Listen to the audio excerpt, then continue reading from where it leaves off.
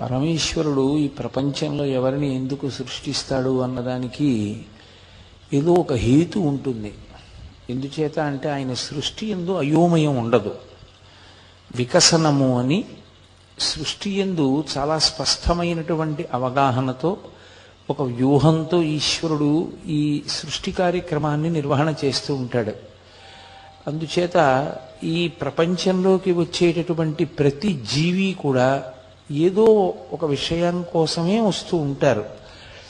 ఆయా జీవుల యొక్క పూర్వజన్మలలో చేసినటువంటి పాపపుణ్యాల్ని దృష్టిలో పెట్టుకుని సుఖదుఖములుగా నిర్ణయం చేసి ఈ జన్మలో ఇలా అనుభవించవలసి ఉంటుంది అని ఈశ్వరుడు వాళ్ళని తీసుకొస్తాడు.